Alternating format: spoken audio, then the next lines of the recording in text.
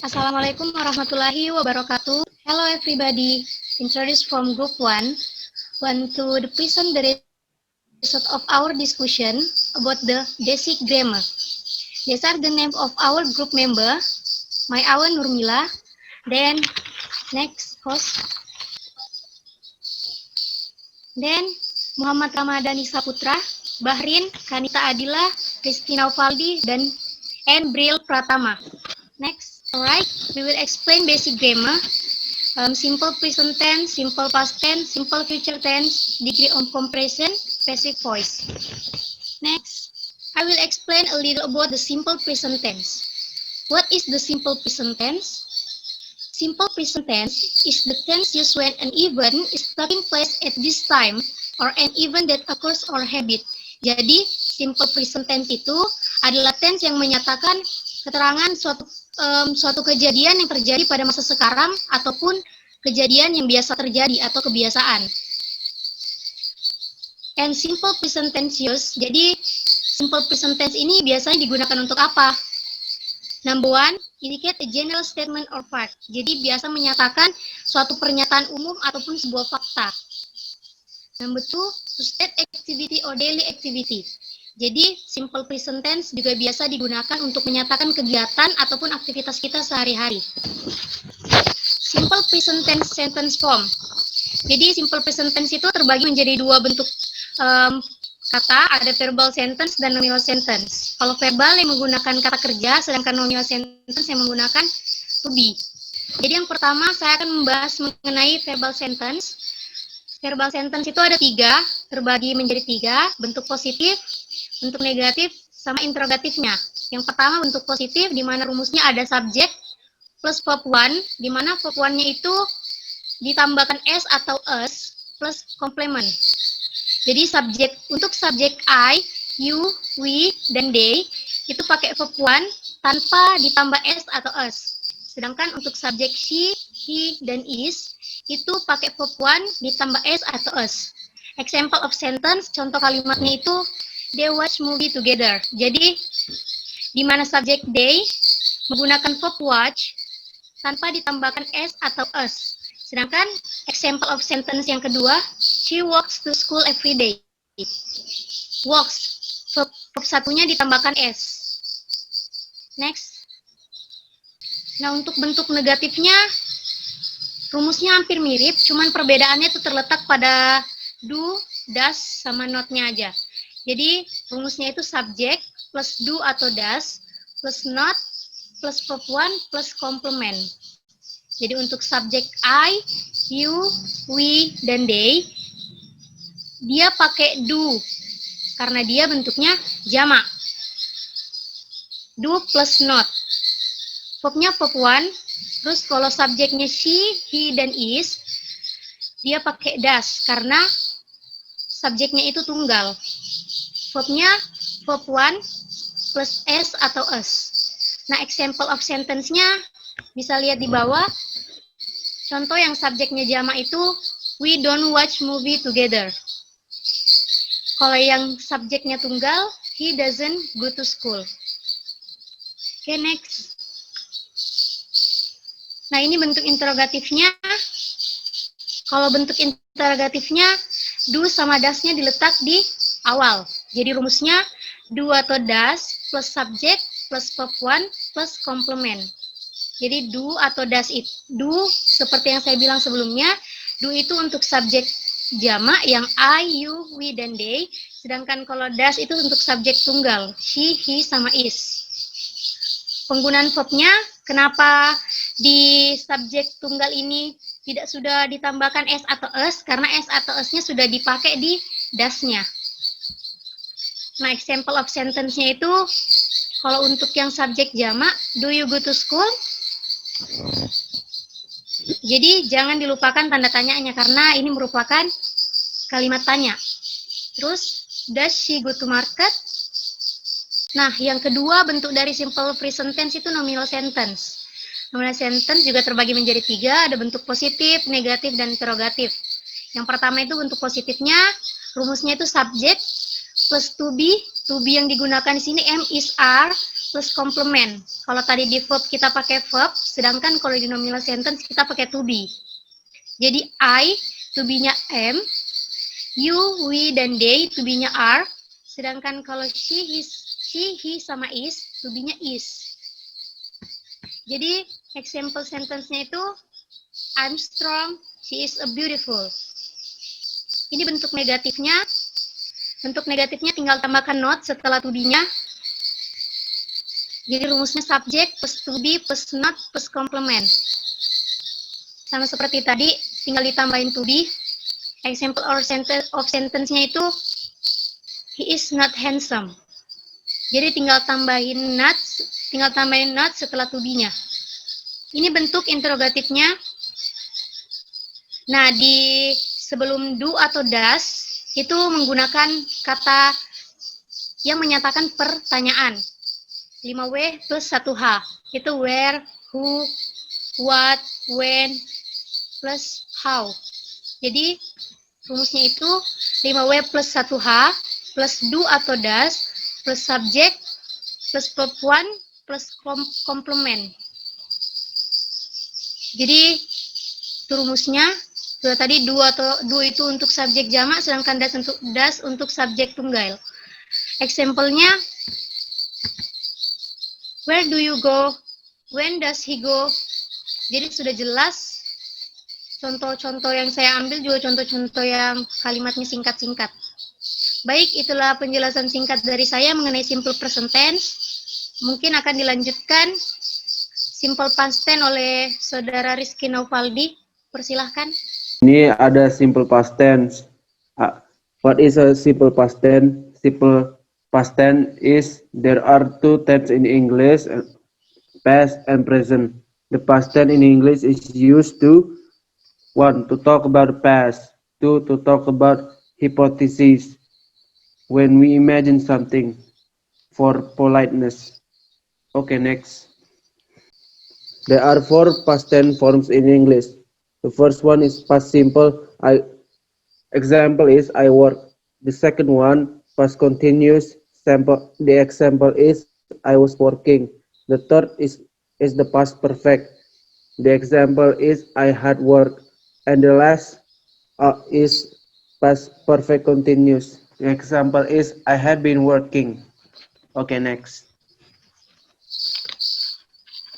So in here we use this form to talk about the past, and for example, he worked at McDonald's. He had worked there since July. He was working at McDonald's. He had been working there since July. And also, this form is used to refer to the present or future in the hypothesis. For example, it might be dangerous. Suppose they got lost. And lastly, this use is very common in wishes. Example, I wish it wasn't so cold. Next. And in condition with if. So the example is he could get a new job if he really tried. And if Jack was playing, they would probably win. For hypothesis, wishes and condition in the past, we use the past perfect. Jadi itu contohnya begini.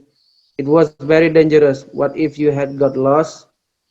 I wish I hadn't spent so much money last month. I would have helped him if he had asked. And also to talk about present in a few polite expressions. So the example are, excuse me, I was wondering if this was the train for New York. And the last one is, I just hope you would be able to help me. Next. Okay, my name is Briel Pratama Barus, and I will tell you something about simple future tense. Simple future tense adalah kalimat tenses yang digunakan untuk menunjukkan kejadian yang belum terjadi atau yang akan terjadi di masa depan dan berakhir di masa depan.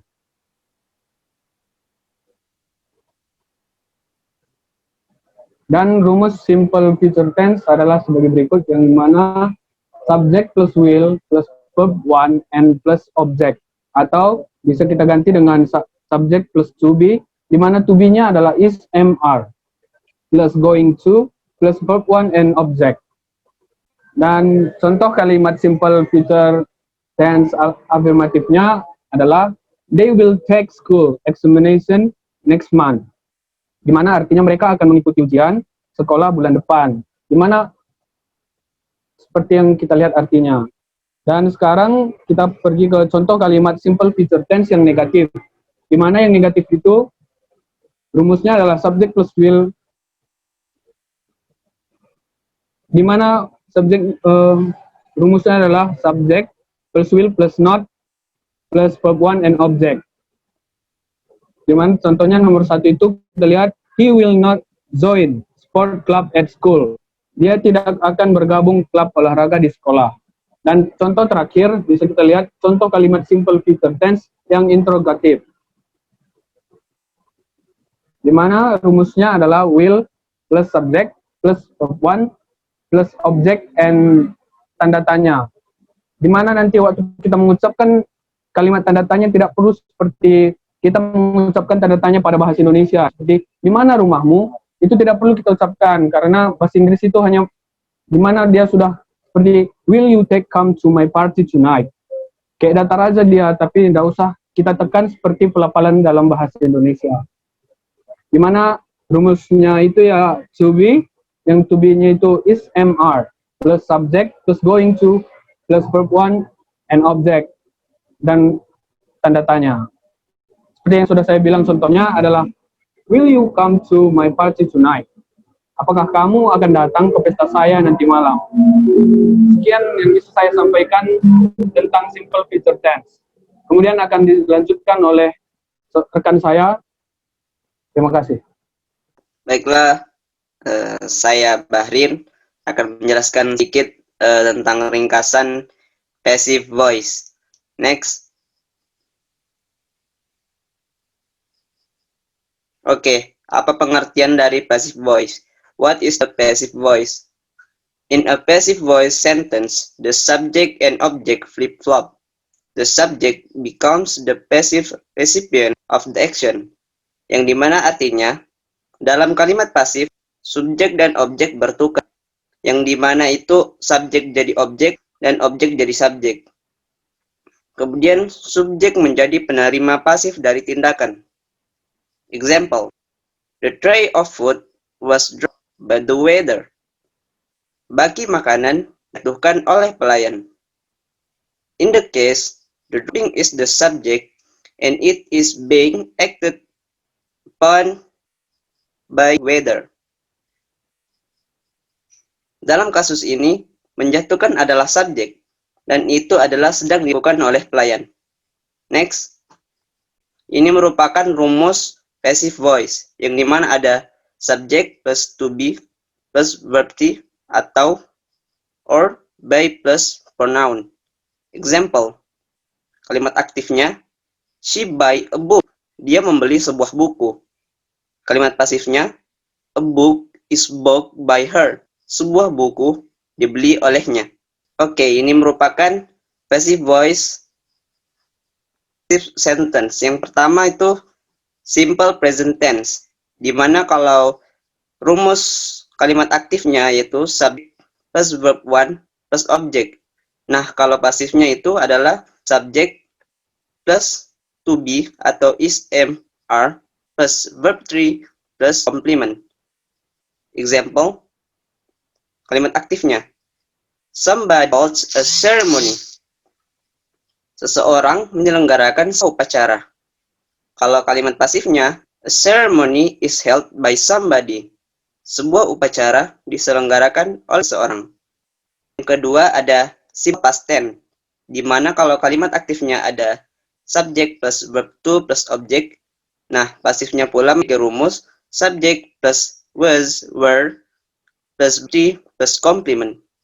Contohnya, the king of Majapahit built the castle. Raja Majapahit membangun istana.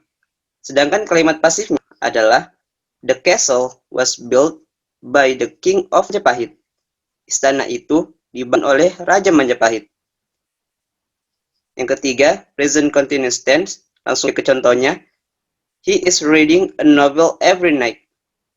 Yang keempat, present perfect tense. Contohnya itu, she has bought a motorcycle. Dia membeli sebuah motor. Pasifnya, a motorcycle has been bought by her. Sebuah motor telah dibeli oleh dia. Yang kelima ada simple future tense. Di mana contohnya itu, kalimat aktif, my mother will cook the fried chicken for me. Ibuku akan memasak ayam goreng untukku. Akan berubah menjadi kalimat pasif, yaitu the fried chicken will be cooked for me by my mother. Ayam goreng akan dimasak untukku oleh ibuku. Nah, ini merupakan rumus-rumus dalam passive voice. Nah, di sini sudah ada salah satu contoh subjeknya flowers dan verb to be-nya yang akan berubah-ubah sesuai dengan kondisi. Jika simple present menggunakan are, simple past menggunakan were, past continuous menggunakan were being, dan lain sebagainya. Saya Kanita Adila akan menjelaskan tentang degree of comparison. Pengertian dari degree of comparison itu merupakan jenis perbandingan yang digunakan untuk membandingkan sesuatu dengan yang lain dengan menggunakan kata sifat untuk perbandingannya. Degree of comparison berlaku untuk kata sifat dan kata keterangan, tetapi tidak berlaku untuk kata benda dan kata kerja. Ada 3 jenis degree of comparison. Yang pertama itu positive degree atau tingkat biasa, yang kedua itu comparative degree atau tingkat lebih, dan yang terakhir itu superlative degree atau tingkat paling atau ter. Pertama, positive degree. Positive degree atau tingkat biasa adalah kata sifat yang digunakan untuk menyatakan tingkatan yang bersifat biasa atau sederhana. Ada 3 rumus dari positive degree. Rumus yang pertama itu as plus adjective plus s. Contoh kalimatnya, Brian is as tall as my brother. Brian setinggi saudara laki-lakiku. Yang kedua itu no less plus adjective plus than. Contoh kalimatnya, Nikki is no less clever than me. Yang artinya Nikki sama pandainya denganku. Yang ketiga itu not plus as plus adjective plus s. Contoh kalimatnya, you aren't as clever as his friend. Kamu tidak sepandai temannya. Selanjutnya, itu comparative degree. Comparative degree atau tingkat lebih adalah kata sifat yang digunakan untuk menyatakan suatu benda atau orang menggunakan tingkat yang bersifat lebih dari pembandingnya. Ada 4 rumus comparative degree. Yang pertama adjective plus er plus than. Contoh kalimatnya, today is hotter than yesterday. Artinya hari ini lebih panas dari kemarin. Rumus yang kedua itu more plus adjective. Contoh kalimatnya, boy Pablo is more popular than Ashley. Atau artinya boy Pablo lebih terkenal daripada Ashley. Kenapa di contoh kalimat pertama adjektifnya menggunakan er? Karena adjektifnya yang berupa hot itu hanya punya satu suku kata, yaitu hot. Contoh lainnya cold. Kemudian popular itu menggunakan more karena dia sebagai adjektif itu mempunyai 3 suku kata. Popular, makanya dia menggunakan more. Rumus yang ketiga yaitu adjective plus er plus than much. His motorcycle is far better than yours. Sepeda motornya jauh lebih bagus daripada sepeda motormu. Rumus yang keempat, far plus more plus adjective plus than much. Your shoes is far more expensive than theirs. Sepatumu jauh lebih mahal daripada milik mereka. Expensive itu menggunakan more karena dia sebagai adjektif mempunyai 3 suku kata, yaitu expensive. Nah, Saputra. Di sini yang terakhir yaitu superlative degree. Ya, superlative degree itu yang tingkat paling atau ter adalah kata sifat yang digunakan untuk menyatakan tingkatan yang bersifat paling atau ter dari semua pembandingannya.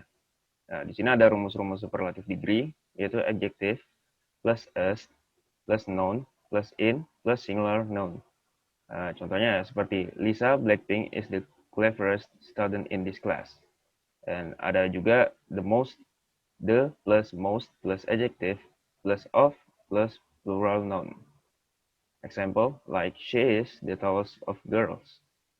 Dan yang ketiga, ada one of the plus superlative plus plural noun. Example, of the 4 shirts, this one is cutest. And the last one is least plus adjective. Those shoes are the least expensive of all. Ya, sekian dari saya. Baik, terima kasih semua teman-teman. Baiklah, itulah tadi presentasi dari kami mengenai basic grammar yang sudah dijelaskan oleh teman-teman saya. Kami akhiri, wassalamualaikum warahmatullahi wabarakatuh. Sekian dan terima kasih. Waalaikumsalam warahmatullahi wabarakatuh.